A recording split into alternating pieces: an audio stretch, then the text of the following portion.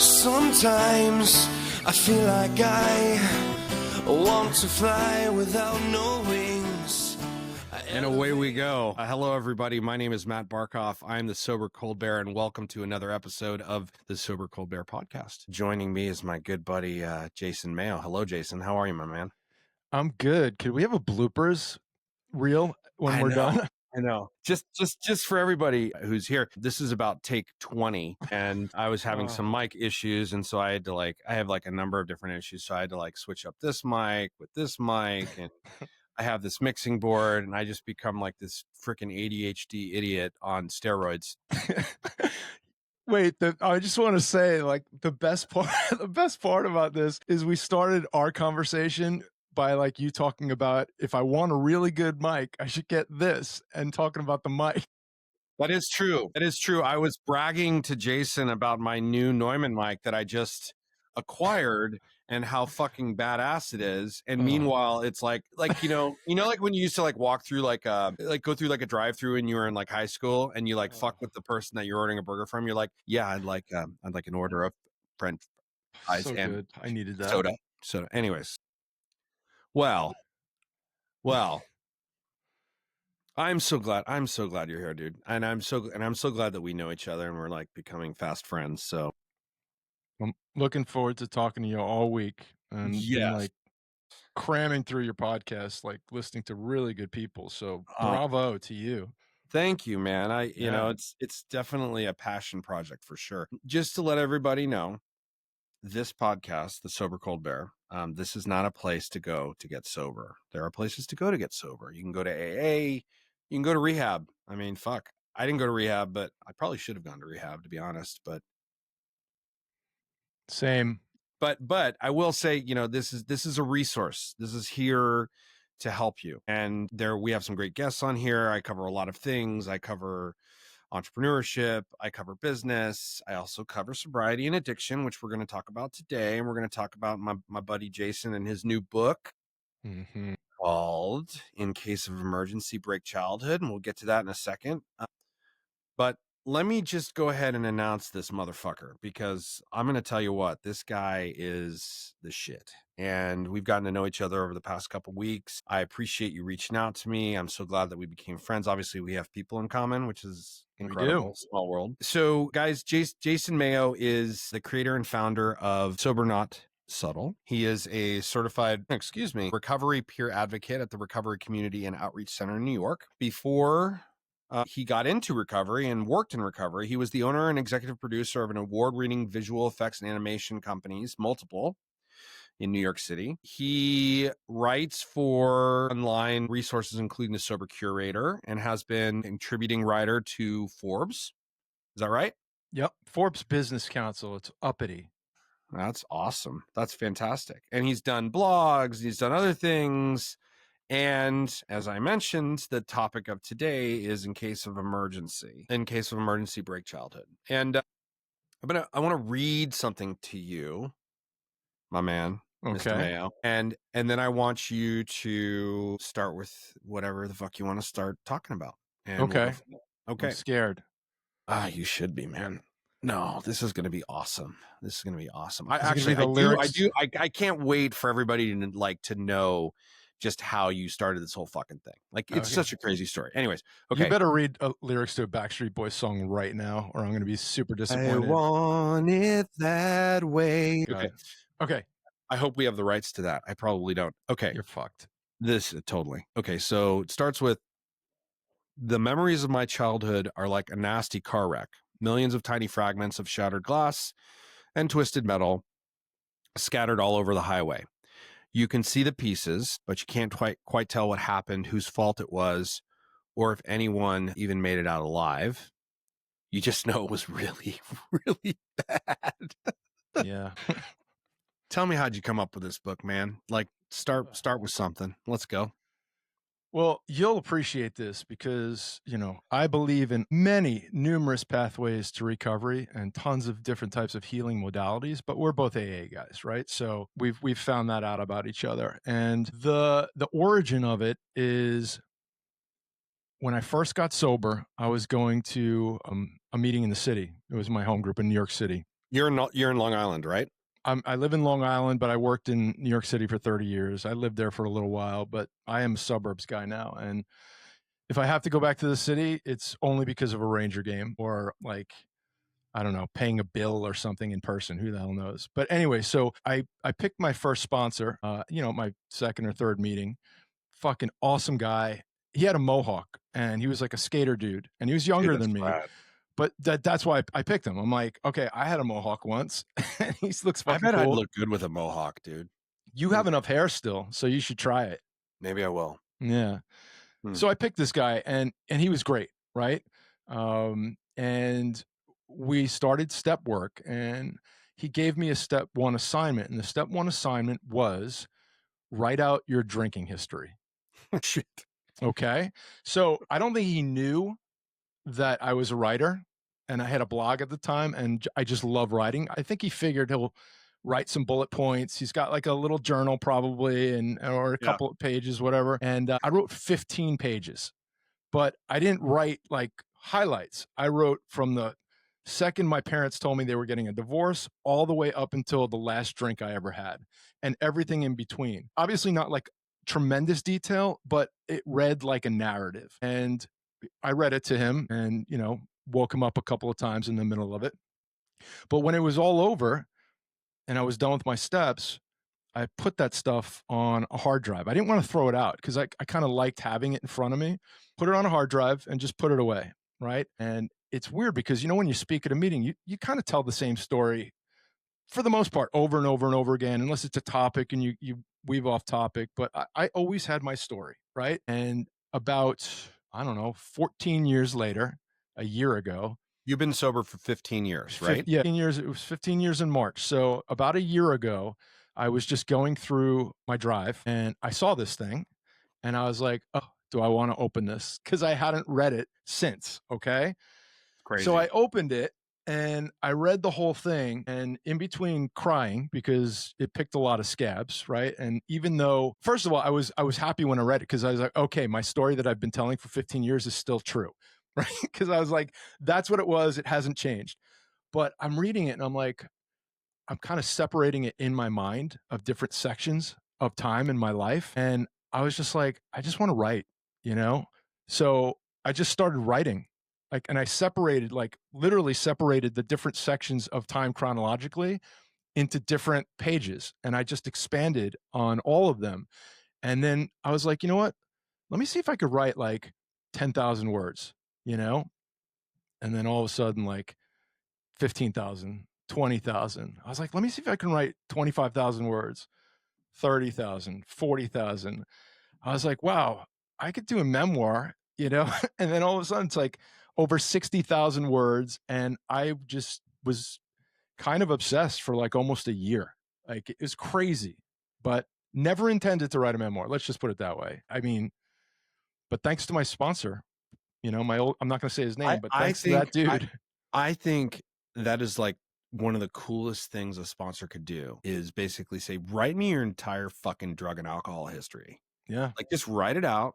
Like don't hold any detail. Because if you think about it, right, like we do step 4, we write down a list, we talk about like how much they pissed us off, we write down the character defects, and then all of a sudden we write our part in it. And then in step 5 and step 6, we realize that all the things that we saw in them is exactly what we see in ourselves. Mm-hmm. I bet that he wanted you to write that down because he could use all that information to basically train you as you go through the 12 steps. He wanted that as like his like fucking little cheat sheet, his little what's those books called when you like get the Crip notes. Yeah, the cliff note. He Cliff wanted notes, to to your life, and he didn't want to like spend hours doing it. So just write it out to me and let's go through it. And then he used that as the guide. Well, you know what the next part of that assignment was? It was take 2 different color highlighters, okay, and go through it and highlight where you were powerless. Oh my and highlight God. in the other color where your life was unmanageable. And that was when I was like, what were the colors? Pink and yellow. Oh, that's so cute. Yeah, pink and yellow. It's just like, Horrible. But I mean, and that's a great assignment, because it brings it together and it's like really throws down that first one. Like, because, we come in here, we're super confused, we're ashamed, we're unsure sometimes of what's really going on. We have buyer's remorse. Like, am I really an alcoholic? Like all this stuff. Yeah. And So give me an example of each one, of each one, what? each of the two colors. Okay. Well, one of the big things for me was I really didn't think my life was unmanageable because of all the stuff that I was doing, right? I had this like, dad blog that I was writing that was successful. I owned my own company, I had 2 kids, and I seemed to hold it together on the outside, but I was falling apart on the inside, right? So he kind of made me see a lot of different things with unmanageability that was just below the surface and also above the surface. But one of the big things was with my family, okay, and how I behaved with my family, and that was unmanageable, but I didn't realize it. And one of the examples that he gave me, and this fucking hammered me right in the skull, is we were sitting one time Great meeting. visual. Yeah, we were sitting one time meeting, and we're doing step work and reading in this bagel place in in Manhattan. I love New York bagels, bro. So Like good. there's I'll nothing send you a fucking better than. basket. Oh my God. Yeah, I'll send you a I was basket. just talking to my wife because we have a couple of people in town, and she took them to bagels. And I said to them as I was going out to an appointment, I said, it's nothing like New York bagels. It's so different. It's in the water It just or hits wrong. whatever. It's really in the water. It I is. mean, it really, like New York pizza, fucking bagels, like all that shit. Chinese food, diners. There's a Oh. whole lot of stuff. There's a whole lot of stuff. Dude, Anyway. I have so many New York stories, bro, because I used to fucking like run there all the time. I used to do a ton of business there. Anyways, we'll keep going.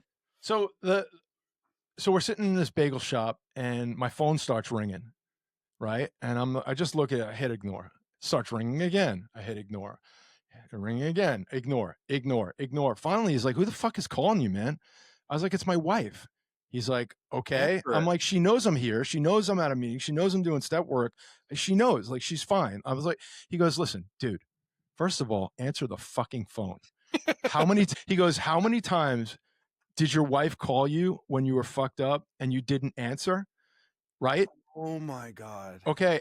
But what that taught me right in that moment was, I didn't beat my wife. I didn't beat my kids. I didn't go to jail, but I stole so much emotional security from my wife and my kids just by not answering the phone or not coming home at night or, like she didn't know if I was alive or dead, if I was going to kill someone or be killed drunk driving. She didn't know if I was, sleeping with someone, having an affair. Like she had no idea just because I didn't answer the phone. So, that I learned how unmanageable my life really was, but I was so fucking selfish and blind to it that it just didn't even cross my mind. So I answer the phone when my wife calls. Suffice to say, 100%. when she calls, I answer. It's, It's funny. I was at a meeting some months back, and a guy that's still a friend of mine in the program. He's been sober for 5 years or so, and he said, it was much, it's so much more work. He said it very without really thinking about it, like we do this, right? Like he just said something to the degree of like, sometimes we, like it's a lot more work, this sobriety thing. And I basically said, well, think about this.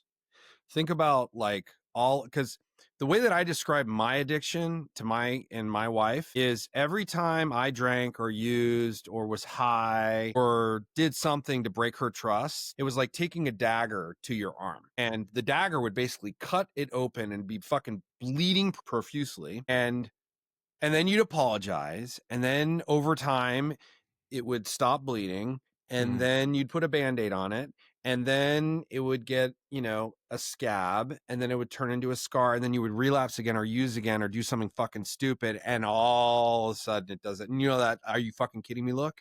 yeah. Like I said to this guy, I said, do you know how many times that you fucked up, whether it was drinking or drugs or whatever, or like you were emotionally like totally unstable and you completely fucked with her mind?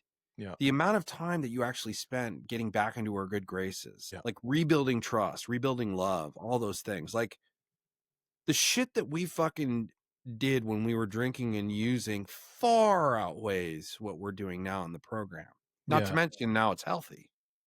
And relationship wise, the thing that, and I'm just realizing this now, and I think my wife is just realizing this now too. And this comes from a lot of therapy on both our parts and all that stuff and healing. But Yeah. what I don't think that we realized together as a couple, and we've been together 32 years.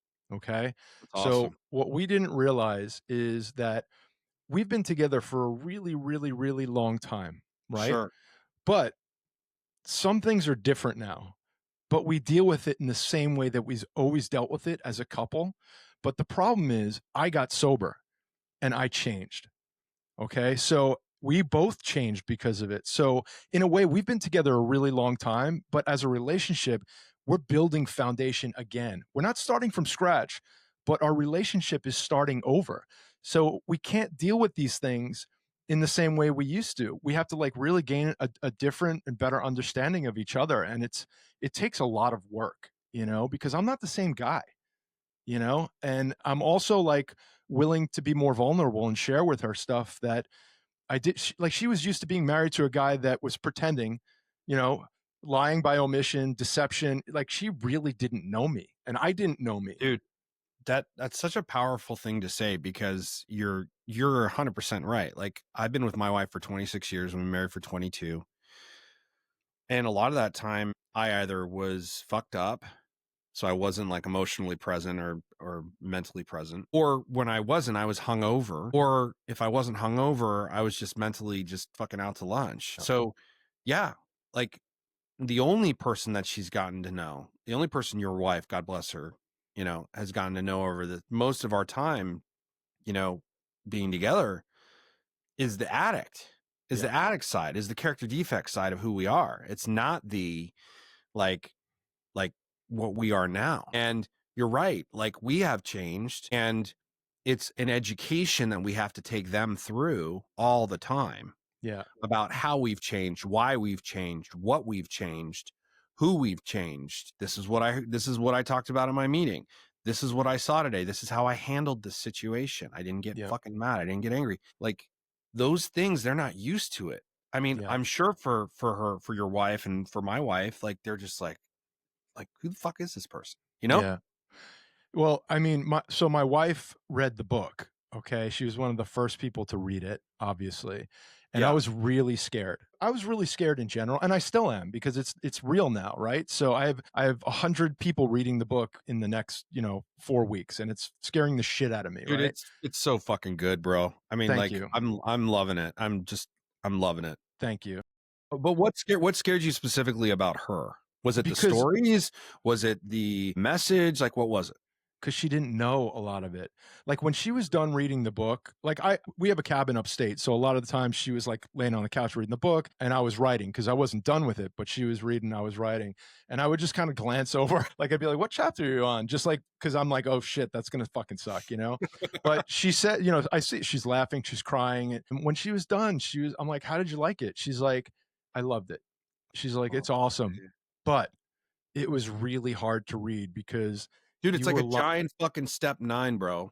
well, she said, she goes, "You lied Giant to step me 9. for 18 years." I That's what she know. said. She said, "You lied to me for 18 years." Almost Mhm. like, and that's a scab, right? That hasn't been picked in a long time.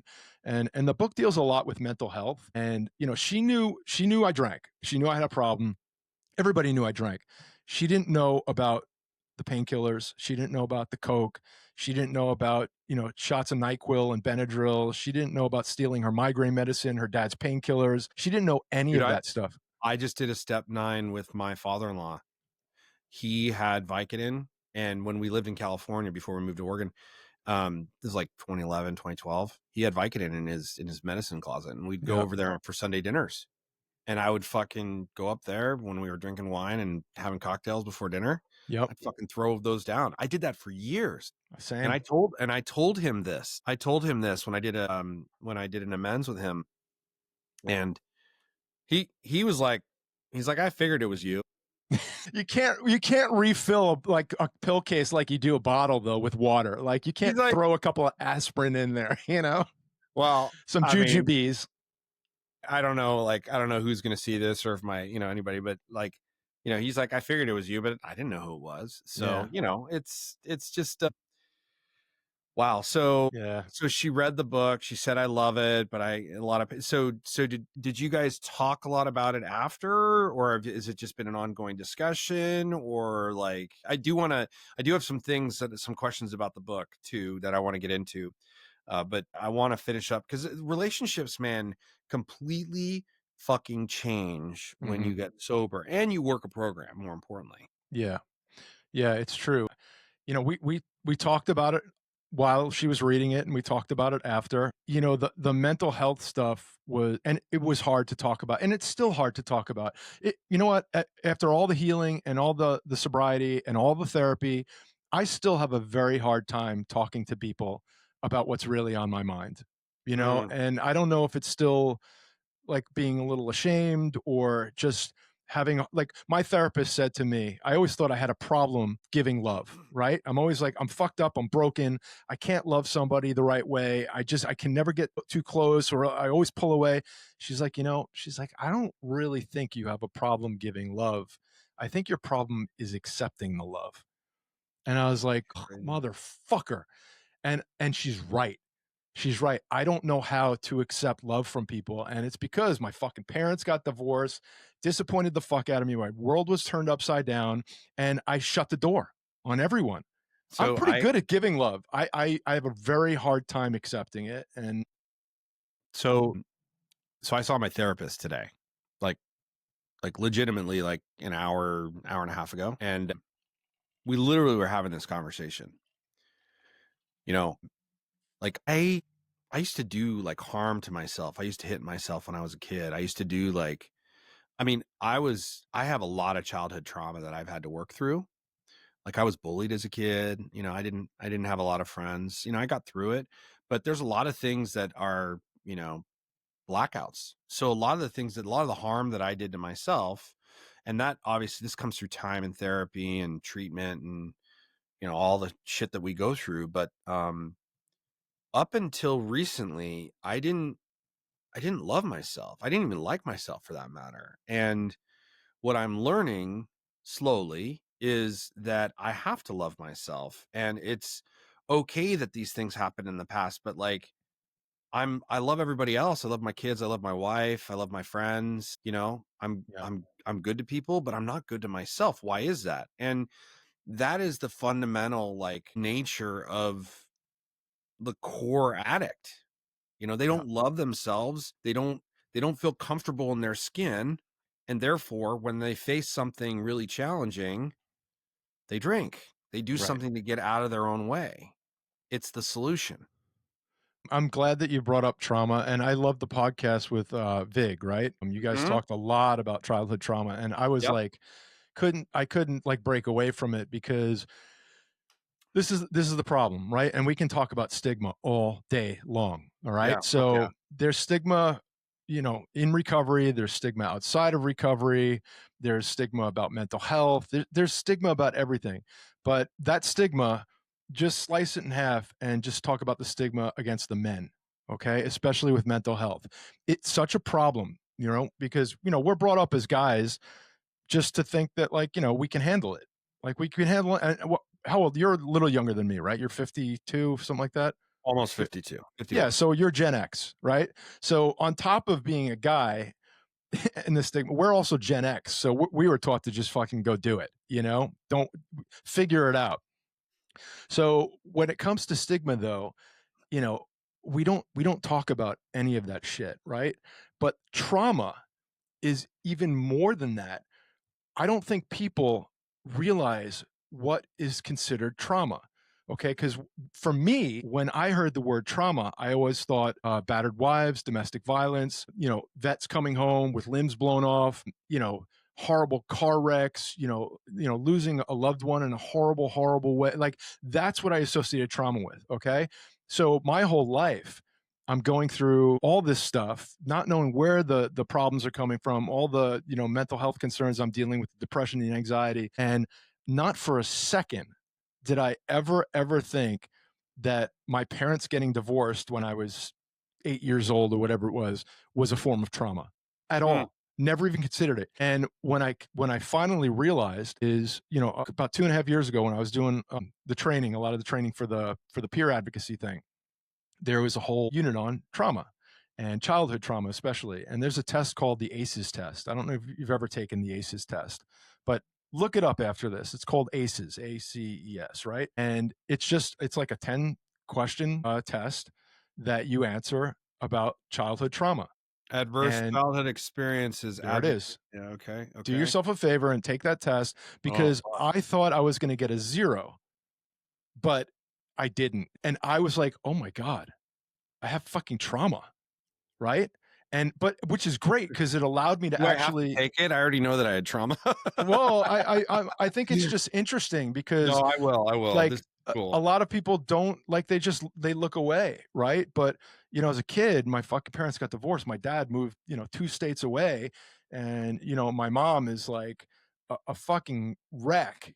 Now she's all of a sudden got 2 jobs. We got a tenant in the house. We don't have any money.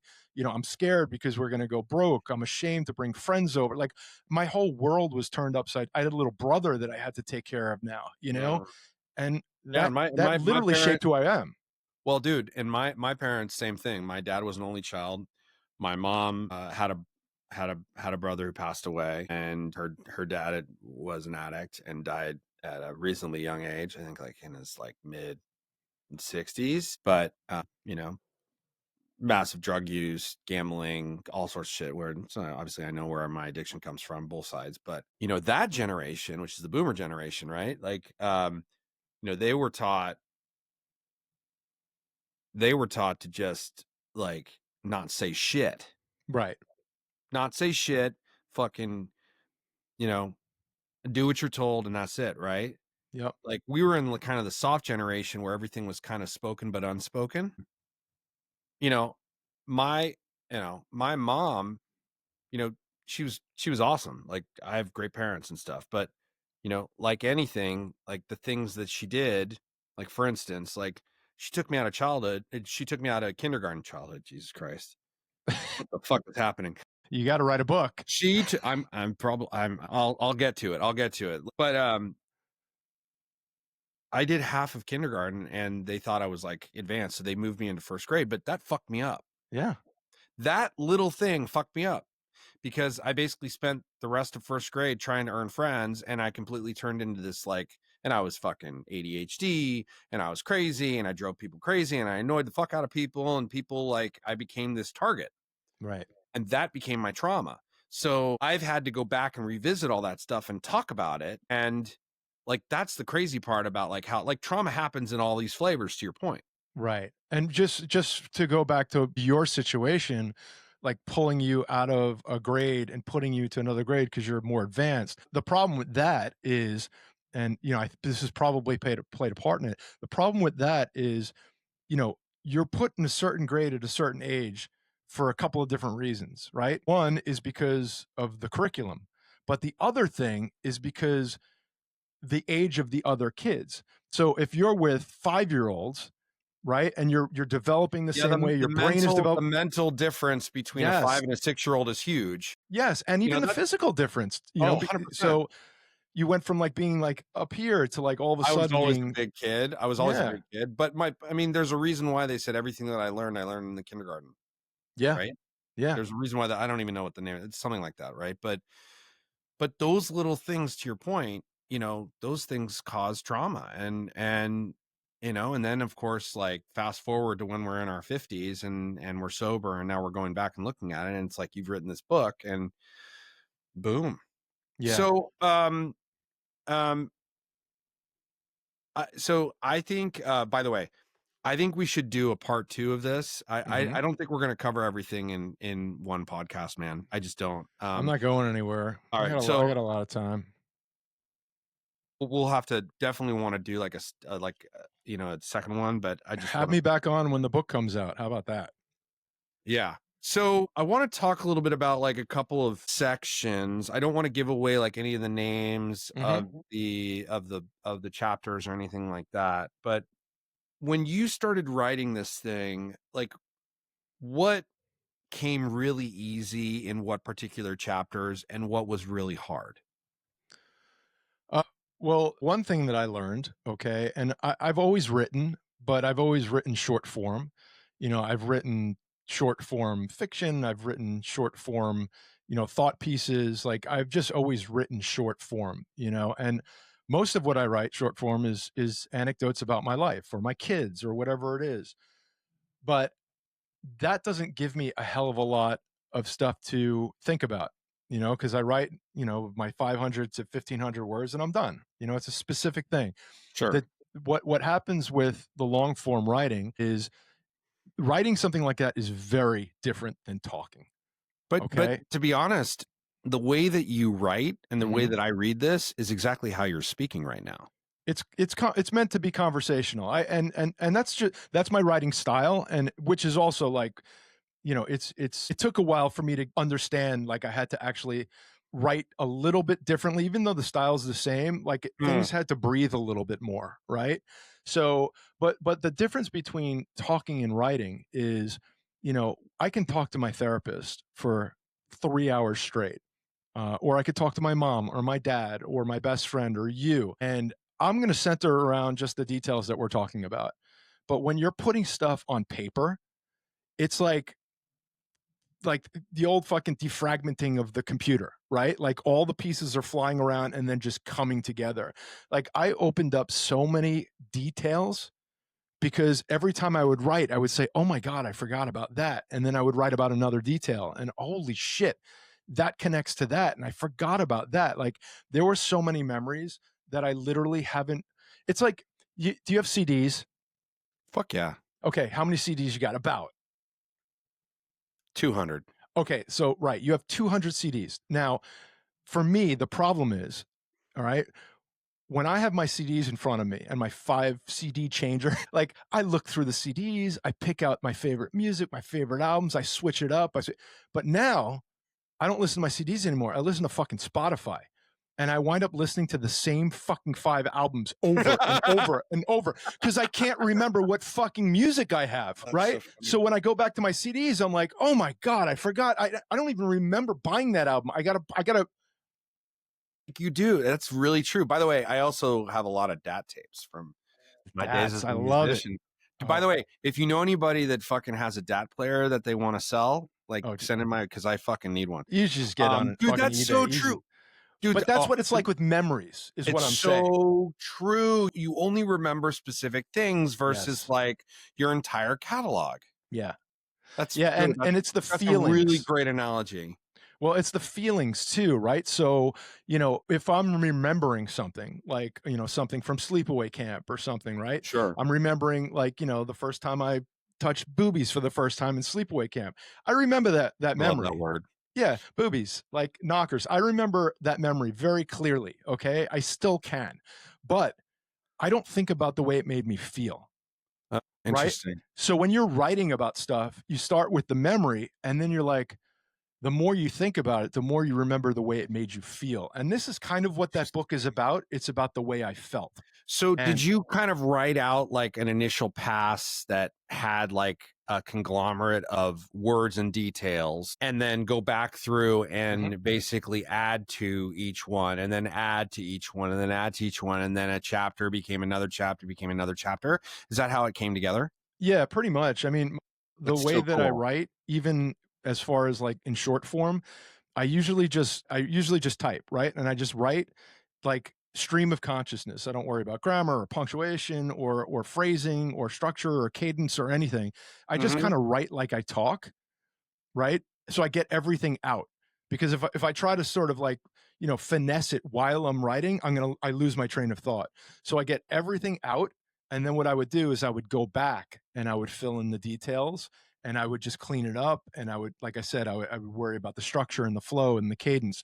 But for me, like I have to fucking vomit it out. And then I can go back and get the details. But again, when I'm doing that with like a 700 word piece, it's very different than writing a chapter, like, expanding on a memory, for like whatever 3,000 words or whatever the fuck it is.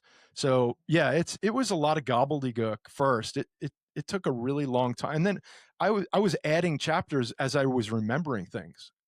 Crazy. I didn't start writing it in chronological order or anything like that. It just kind of like it was all over the place, you know, which is why I didn't Yeah, think I I was mean, going to write a memoir when I was like writing it.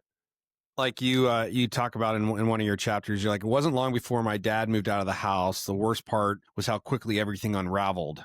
There was no transition, no 4-point plan. There was no shitstorm for dummies available at Barnes and Noble. I was scared. I was confused, scared, and embarrassed. I mean, like, Yep. it the way it reads is exactly how it flowed out, it sounds like. And like, that's such an incredible gift, like, to be able to actually tell your story in this way, not to mention therapeutic. I think, like, you have inspired me. By the way, like, I'm doing this podcast because I obviously want to help others. I'm not doing this for any other reason to do that. But like reading this book, like, is inspiring me to start thinking about, like, if I actually start writing a book, like, what does it look like? How do I put it together and all that stuff? Yep. And it's scary as fuck, dude. I am Be careful. scared. Be careful. It, like, I think I write about it in the prologue that every single time I wrote the book, I cried, and like really cried. And I was like, you can ask my wife, I was fucked up for a good 7, 8 months, and I couldn't pinpoint why. And then I started slowly realizing it was because I was living every single day in the trauma. And I was living every single day in the shame. And I was really, really fucked, like, in the head for a good 7 or 8 months. And, you know, I just, Was it because you like was it because you were ashamed of the things that you did, or were you just like, was it just the like opening up the wound all over again? Like, what was it specifically? And I assume, you talked to your therapist about it and you kind of worked your way through it. yeah, I mean, shame is one thing, but the key is just living it all over again. Living it And all over again, yeah. yeah, like we work so hard to get back on the beam and so hard to rebuild relationships. And, you know, my wife and I, we've worked really hard and we're still together 15 years later. And now all of a sudden, like, I'm thinking about, like, stealing her migraine medicine and, you know, not calling her and not coming home at night and fucking up my kids. And I haven't thought about Yeah. again, we tell our story when we speak at like an AA meeting, but it's very abridged. You know, it's like But dude, 15 minutes. our brains are conditioned to protect this ourselves from the bullshit, from the trauma. Yeah, man. Our brains are built to fucking throw a helmet on, and so that when you crash on your bike and you land on your head, you don't have damage. Like, that's the whole thing about the subconscious and how you bury shit, and having to, like, bring that back up to the surface and actually deal with it. I'll give you an example. So one of the things I do in therapy is I'm starting to do EMDR. And I first heard about that on the podcast that you were talking about it. I want to know so much okay, more about that. so EMDR is this. It's basically an eye rapid movement. It's a combination of eye movement. So think of like a thing going across the screen, like a Mhm. dot or a colored dot, or something like that, along with a sound like a heartbeat or a clap, or a clicking of something, and it goes in between your ears. And when you stop it, you basically center on a moment. You start in a place that is of safety. So for me, my place of safety is this place by a lake, and you start there and then you go somewhere else. So like, sometimes when I've been doing EMDR trauma, I go from there to like elementary school when I'm on the bus getting teased, and then I'm off the bus and I'm watching the bus go away and kids are like laughing at me and pointing at me. And then I'm, fast forward to when I'm in college and I'm having a panic attack because, I couldn't deal with shit. Yeah. And it basically opens up doors in your subconscious, and I don't know how they do it or how it all comes together, but the things that you systematically say in the treatment come together. Like today, I connected with my inner child. I'm giving you too much detail, but I connected with my inner child, and then my inner child, I was on the beach playing catch with my wife, my inner child, me, and then my dog Harley that died in 2023. She got hit by a car and died in my arms. That's a big trauma. Yeah, you told me a little bit about that when we first spoke. Yeah, so it's crazy, dude. Like, you should talk to your therapist about it. Like, it's really, really fucking cool. But wait, let me ask But you a question. So when yeah, when it stops, if you're thinking about a specific thing, do you dive into that thing? you talk about that thing, you describe that thing, and then you go back to the thing, and then you Wow. describe the next thing, and then eventually they piece it together. See, that's scary. Like I don't want like it's scary because I feel like I it know. it would work, you know? And I know it's nuts, dude. yeah, again with the book, like when I finished it, like and I was able to put it down, like was so happy. I feel so much lighter.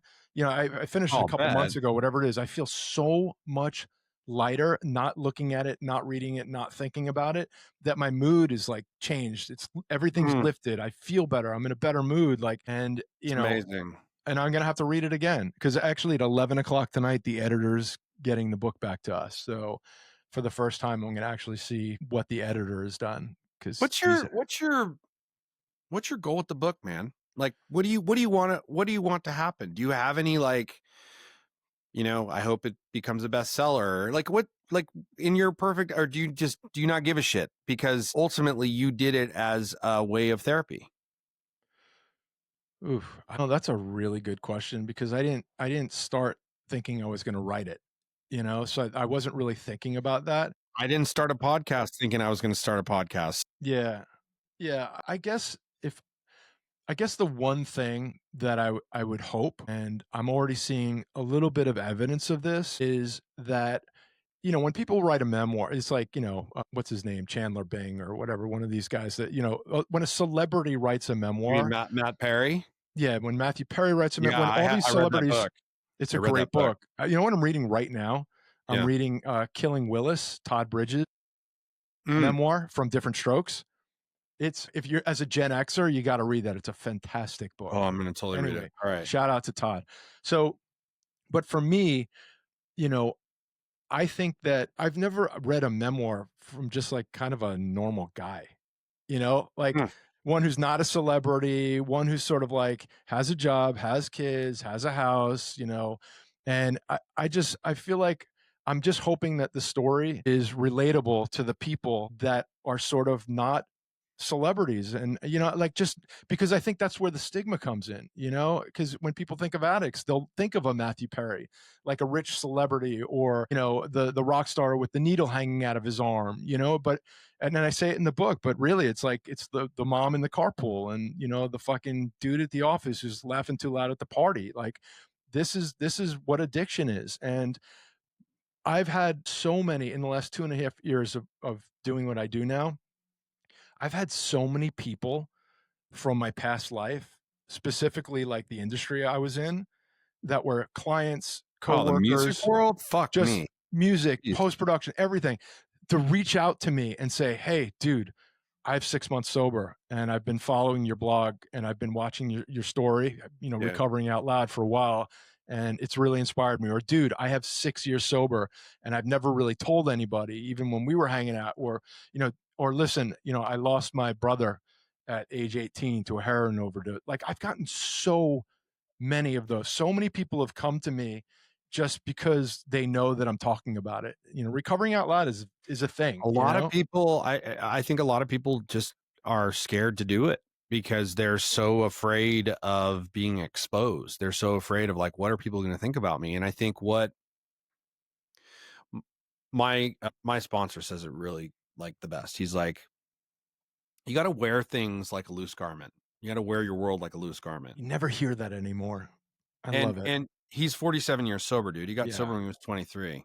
Um, but he's like, wear everything like a loose garment. Like, just get rid of it all. And it's like, how many, like in the corporate world, dude, like there's ego. It's like what you're driving and like fucking where you live and like what's in your bank account and like how many miles did you fly last year? And like that's all you see. That's all you see. Yeah. Um, you should listen to the podcast that I have with John Hunter because John. I am. I'm Okay, actually in the middle of it right now. I so found him dude, on LinkedIn. I like that guy. okay, so literally that motherfucker, he dude, I saw this post where he was like, I basically death by EBITDA. Like I flew 400,000 miles and, you know, I had all the cars and the money and the blah, blah, blah, blah, blah, chasing $1 billion turnarounds, whatever. But I was empty. And it's like that literally is like pretty much everybody out there. The thing is, those that are actually willing to face that emptiness and actually deal with it are those on the side of sober. And that is exactly what is really hard to grasp. Having that light bulb moment where things just go poof and you're like, fuck, I can't do this. I can't do this anymore. I can't act this way anymore. I can't drink this way anymore. I can't do drugs this way anymore. I'm done. I'm going to turn it over and I'm done. And until you have that moment, nobody, it doesn't matter who it is, your wife, your husband, rehab, nobody. Yeah. You cannot do it until you actually say, okay, I'm done. Yeah. But the thing is, like, I always say that, you know, substance use disorder is a disease of perspective, right? So when we're active in addiction, we think about things and we see things one way. And when we're sober, we see things in a different way. My old sponsor used to say, hey kid, you're seeing things with a new set of glasses, you know? Mm-hmm. But the disease of perspective, that moment that you're talking about, you have to have the awareness to catch that moment 100%. and run with it, because you can have 1,000 of those moments and never notice it. So true. Right. So that's the problem that's the difference between getting sober and staying drunk. And like I always say, my last drink, like I had bottom after bottom after bottom after bottom, but my last drink was a Rangers Islanders game on March 24th. And we were at Trax, which is a bar that is in Penn Station. And it was me and a buddy of mine. And I had a pint when I got there. He came, we got another pint. And about quarter of the way through the pint, he said, I'm done. And it was the first, it wasn't, I'm done because I regret being drunk last night, so I'm never going to drink again. It was a feeling. And it was just, I'm done. And I didn't ignore it. And I kind of lost that craving. Like that was my moment. And I haven't drank since, but it wasn't like a car wreck. I didn't go check myself into a psych ward. I wasn't in a rehab. Isn't that funny? Everybody has their different journey. Mine was, you know, I mean, I quit drinking. My last drink was on February 5th. But my moment was when my friend said to me, you just haven't surrendered yet. Mm-hmm. That's all he said. Yep. And I'd never heard it said to me that way in that particular frame. And it just went boom. And from there, I like went to meetings and I could hear, I could listen, I could do all these things. Right. And so it's just crazy. Well, think about this too, because I love what we're talking about here, but think about it as like two parts, that moment, right? The mental part and the physical part. Like how many times when you were active, did you have like in your mind, just mentally, you've had enough, sick and tired 100%. Of being sick and tired, and you wanted to quit, but physically you just didn't do it, right? Because you couldn't stop drinking. Well, and then how many times? And I always told myself I can drink again. Right.